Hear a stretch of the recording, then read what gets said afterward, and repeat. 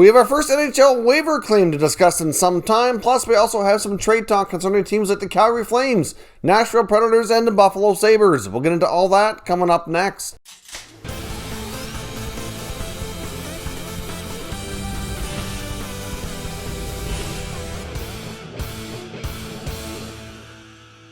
Welcome back to another video here at Top Shelf Hockey. Now, I want to start things off with the news from the NHL waiver wire. If you caught yesterday's video, you remember I mentioned that we had goaltender Eric Comrie and defenseman Connor Carrick, both from the New Jersey Devils, available on the NHL waiver wire, and I had said I thought this might be the day that we see a claim, because we've seen a lot of players go through waivers in the last couple of weeks, and there's been almost no action for players being claimed by other clubs. I mentioned Comrie as being that likely candidate because there's lots of teams out there looking for goaltending depth, especially in that number 3 spot for their taxi squad, and he's going back to a very familiar place with the Winnipeg Jets, which is where he's been on numerous occasions now. If you look back at the last, I think it's about a year and a half or so now, dating back to the beginning of last season. Of course, the 1920 season was broken up because of the NHL pause, but he basically went from Winnipeg, and then he ended up going down to the Arizona Coyotes via waivers, and then he was traded to the Detroit Red Wings, finished out the season, came back to Winnipeg, then went on the waiver wire, was claimed in New Jersey, and then of course back on waivers again, and goes back to Winnipeg. So this is actually his third stint here with the Jets, and I'm sure he's hoping that he can stay for a little while and kind of get comfortable, because that's a tough way to make a living and to bounce around so much. But we'll see what happens here for Comrie in the future of the Jets here. I would personally like to see him get a little bit more solidified. I think really he could very well be the backup to Connor Hellebuyck at some point, but only time will tell if the Jets give him that opportunity. Now, as I mentioned, we're going to take a look at some NHL trade talk here as well concerning teams like Calgary, the Nashville Predators, and Buffalo. Yes, we're going to have to talk about Buffalo again. Some big names from the Sabres are surfacing again in the rumor mill, starting to draw some attention because of the lack of success with Buffalo. So let's just kick things off there since we're already kind of into it. Elliot Friedman's talked a bit about the Sabres. He was asked on a recent radio hit about the futures of guys like Taylor Hall and Jack Eichel. Obviously, the Sabres find themselves in last place in their division. Things are not going well, and many people with knowledge of the situation closely here with between Hall as well as Eichel and Buffalo knew that, especially for Eichel, this was a situation where they needed to see some big improvements, or there was a pretty good chance he will get to the point that he wants out of Buffalo. Now, Eichel's name was mentioned a lot last year. I know it really bothers Sabres fans to hear his name out there, but it was, well documented, and he even alluded to some degree, some of those facts, that he was very frustrated with the lack of the success on a team level. They asked him as a player to take some big steps in the last couple of years to really improve his personal play, which he certainly has done. I think he's lived up to his end of the expectation and the bargain here, but the team around him has failed miserably yet again. This team cannot seem to take steps forward, and it feels like they've been rebuilding forever. It's been a long time since the Buffalo Sabres were a little bit more relevant and into the playoff picture. Before this year, the last 2 years, you could say that they started off strong and were in playoff contention. Everybody was like, this is the year they're going to make some big strides and either make the playoffs or at least be, in contention right up to the end, and really didn't even get that far, and they ended up finishing really low in the standings and getting yet another reasonably high first-round draft pick. So obviously, the Sabres have had a long history of recent failures. Now, this year, again, like I said, they find themselves in last place. Taylor Hall himself recently did an interview where he admitted he's struggling. He's got 1 goal on the season so far. I mean, I know the Sabres hasn't played a ton of games. He does have a decent amount of assists, but for a guy like Hall, you expect him to be putting the puck in the net. I mean, he's making a substantial amount of money. Yes, it's on a 1-year deal, but, 1 goal. You get Jeff Skinner on a big contract as well, who's been playing poorly now for an extended period of time. He's not putting the puck in the net. Jack Eichel continues to play relatively well, but you have to think that the frustration is mounting. And when Elliot Friedman was asked point blank in a radio hit, do you see a scenario in the next little while, didn't really put an exact timeline on it, that Jack Eichel will be traded from the Buffalo Sabres? And he said yes. He said essentially this was a pivotal year for Eichel and the Sabres to take some big steps forward. We've yet to see that. I have other NHL reporters and insiders that I've read information from and seen comments saying the same sort of thing. It's a wide belief around the league that if the Sabres had another bad season and didn't see some decent progress here, that it's going to get to the point that Eichel wants out. We know that last year during the offseason that a lot of teams reached out to Buffalo and were inquiring on making trades for the top center iceman. Now, they didn't get too far in conversations because the Sabres basically determined they weren't quite ready to do that. And Friedman did discuss that a little bit more today, outlining the fact that teams kind of sense the frustration and we're kind of trying to swoop in and take advantage. We know that the New York Rangers were one of those teams, and he believes the Los Angeles Kings to some degree was in there as well because they have two of the better prospect pools and would be able to put together really good packages to acquire him. There's no doubt they would have some of the best chances to put together an intriguing package for the Rangers, for the Buffalo Sabres to consider if they had to absolutely trade Jack Eichel. Now, when you get to that point where a player wants out, you tend to lose a lot of your leverage, and you don't always get great returns. It's hard to win those deals. When you're trading the best player in the deal, it's extremely tough, but it can be done. You just have to be patient and get the right package. Now, there was speculation as well on the Rangers side that the Sabres basically wanted Kakko and Lafreniere, and the Rangers said, okay, well, that's a little rich for our blood. We're not going there. We prefer a different type of package. Like, I could see a scenario if Eichel's traded that teams are probably going to offer multiple first-round picks and maybe a couple of good young players as well. But I don't think that teams are going to be looking to trade anything that's projected to be that high in the quality of players. I mean, Lafreniere was just taken number 1 overall, and Kakko went number 2 the year before. So we will see. I don't think the Rangers were quite ready at that point to make that kind of deal, and the Sabres weren't really ready either. So talks never really got overly far besides some brief exploratory conversations.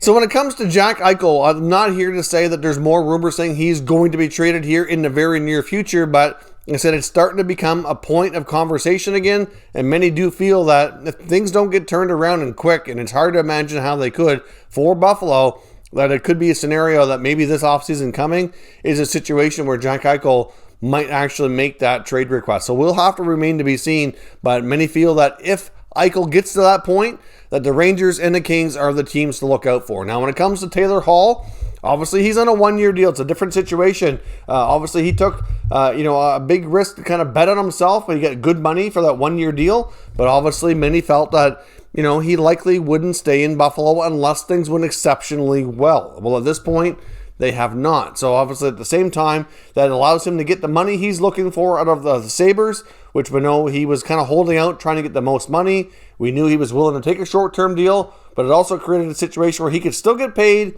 try to play well, have a good season, and then maybe be traded at the deadline and still have a chance at some playoff success. Because it was also widely mentioned going into the offseason that for Taylor Hall, it wasn't all about money. It was about having a chance to win, and it was having a chance to have some, sustained and successful playoff success, And obviously that's why most of us were quite shocked when he signed to Buffalo, because many of us didn't feel that he was really going to get that there, at least not right away. I mean, it's a 1-year deal. Clearly, it was more about the money and it was about potential, but a lot of people felt that a more serious contender would be in play, and they were. They just weren't offering anywhere near the kind of money that Buffalo was. But when you get to the NHL trade deadline, if they get a decent return, they can retain 50% of salary, and maybe he goes to a team like the Avalanche or anybody else that's anywhere near the top of the standings that would be wanting to make that kind of trade and get Taylor Hall for a cheaper price. So it gets him his money, and it gets other teams a chance to acquire him at a later time. Considering where things are at with Taylor Hall's lack of success, he's on a 1-year deal. The Sabres are at the bottom of the standings. I do think it's fair to say that there's a pretty good chance that Taylor Hall will be moved, and I would suspect that it could be done earlier than some might think. Given the complexity of the trading deadline now with the quarantining rules, depending on where players go, a lot of teams I do expect them to be making moves a little bit ahead of the deadline. I'd be surprised if we have a really busy deadline this year. I think teams are going to be getting ahead of it to make sure that they have all their players fully available. Now, that rule is a little bit stricter for players going to Canadian teams from American teams than it will be the other way around, but still, I do think that there's a possibility here that Hall could be moved, and it wouldn't be shocking if a team made that move a little bit early once Buffalo kind of realizes they're at a point that, you know what, we might as well move on here. I mean, obviously, it's a little early yet. I think we're looking at probably at least a few more weeks from anything serious being really considered. At least that would be my guess. I think that they're obviously not ready to throw the towel in here as of yet, but if they go a couple more weeks and don't really get like a serious winning streak going to get back in contention, then it's a real possibility. It's something we're going to see probably before the end of March would be my guess. Now, yesterday we talked a bit about the Nashville Predators and all the players that they're rumored to be making available. They are expected to be sellers at this point. Again, they're another team finding themselves at the bottom of their division, and David Poile is rumored to be taking them through a bit of a rebuild if things don't quickly turn around, and they're apparently very, very close to making that decision. And one name that's been out there that's going to probably generate the most attention is defenseman Mattias Ekholm. Now, we've mentioned that other players like Granlund and to a degree, even Ryan Johansson is available to some extent, but that's going to be a tough contract to move. And we've even heard the name of goaltender Pecorino possibly being available, but again, that's, I think, a little bit less likely. I mean, if the right deal is there, right situation, maybe they do that, but still, Nashville is expected to be in selling mode. But